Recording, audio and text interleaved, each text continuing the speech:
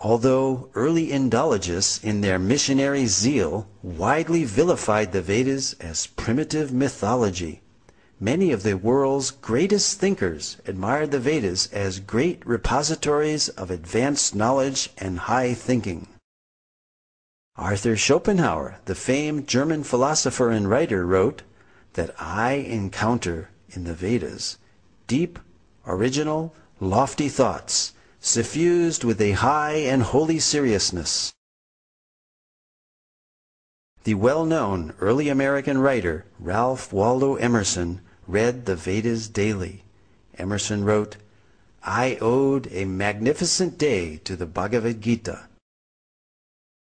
Henry David Thoreau said, in the morning I bathe my intellect in the stupendous philosophy of the Bhagavad Gita, in comparison with which our modern world and its literature seems puny and trivial. So great were Emerson and Thoreau's appreciation of Vedantic literatures that they became known as the American Transcendentalists. Their writings contain many thoughts from Vedic philosophy. Other famous personalities who spoke of the greatness of the Vedas were Alfred North Whitehead, British mathematician, logician, and philosopher, who stated that Vedanta is the most impressive metaphysics the human mind has conceived.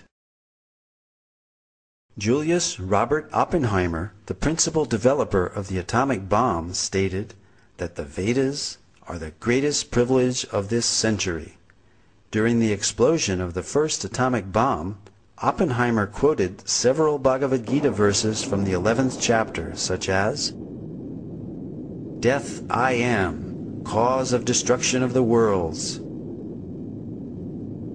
When Oppenheimer was asked if this is the first nuclear explosion, he significantly replied, yes, in modern times, implying that ancient nuclear explosions may have previously occurred. 5, 4, 3, 2, 1.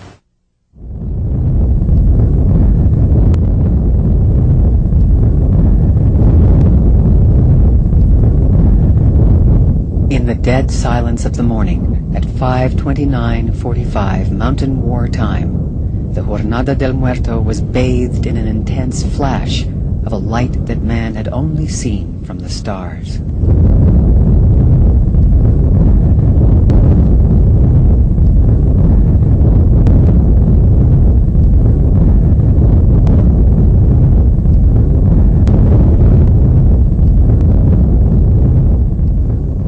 He knew the world would not be the same. Few people laughed. Few people cried. Most people were silent. I remembered the line from the Hindu scripture, the Bhagavad Gita. Vishnu is trying to persuade the prince that he should do his duty, and to impress him takes on his multi-armed form and says, now I am become death, the destroyer of worlds. I suppose we all thought that one way or another.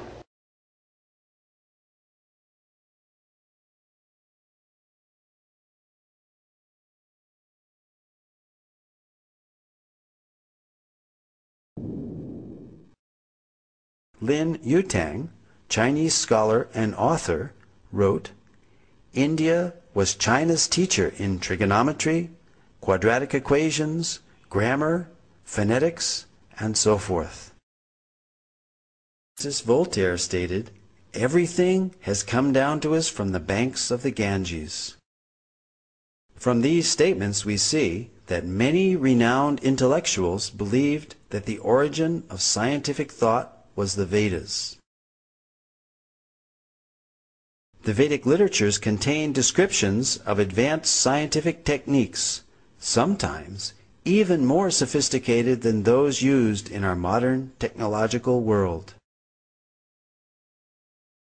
Modern metallurgists have not been able to produce iron of comparable quality to the 22-foot-high Iron Pillar of Delhi, which is the largest hand-forged block of iron from antiquity.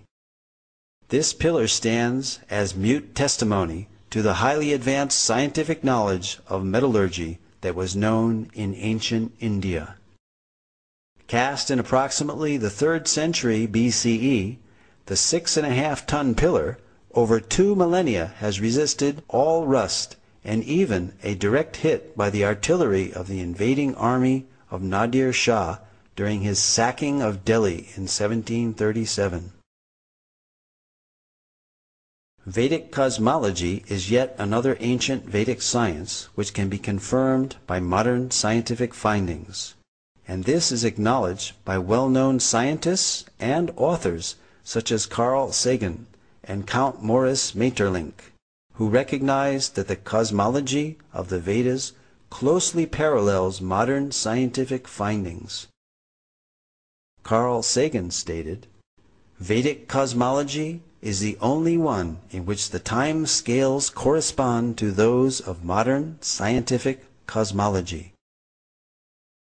Nobel laureate Count Maurice Maeterlinck wrote of a cosmogony which no European conception has ever surpassed. French astronomer Jean-Claude Bailly corroborated the antiquity and accuracy of the Vedic astronomical measurements as more ancient than those of the Greeks or Egyptians, and that the movements of the stars calculated 4,500 years ago does not differ by a minute from the tables of today. The 90-foot-tall astronomical instrument known as Samrat Yantra, built by the learned king Suwai Jai Singh of Jaipur, measures time to within 2 seconds per day. Cosmology and other scientific accomplishments of ancient India spread to other countries along with mercantile and cultural exchanges. There are almost 100 references in the Rig Veda alone to the ocean and maritime activity. This is confirmed by Indian historian R.C. Majumdar, who stated that the people of the Indus-Saraswat civilization engaged in trade with Suma and centers of culture in Western Asia and Crete. An example of these exchanges is found in the inscriptions on the Heliodorus column, erected in 113 BCE by Heliodorus, a Greek ambassador to India and convert to Vaishnavism, as well as the 2nd century BCE coins of Agastocles, showing images of Krishna and Balaram. These artifacts stand testimony that Sanatana Dharma predates Christianity. This also confirms the link between India and other ancient civilizations such as Greece, and shows that there was a continuous exchange of culture, philosophy, and scientific knowledge between India and other countries.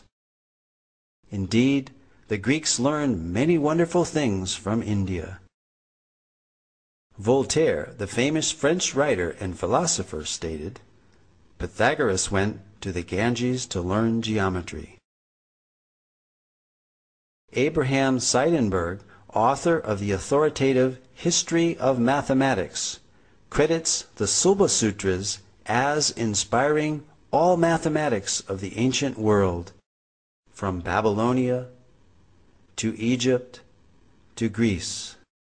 As Voltaire and Seidenberg have stated, many highly significant mathematical concepts have come from the Vedic culture, such as the theorem bearing the name of the Greek mathematician Pythagoras is found in the Shatapatha Brahmana, as well as the Sulba Sutra, the Indian mathematical treatise written centuries before Pythagoras was born.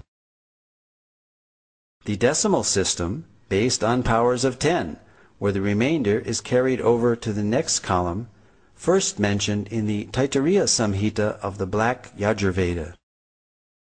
The introduction of 0 as both a numerical value and a place marker. The concept of infinity. The binary number system, essential for computers, was used in Vedic verse meters. A hashing technique similar to that used by modern search algorithms such as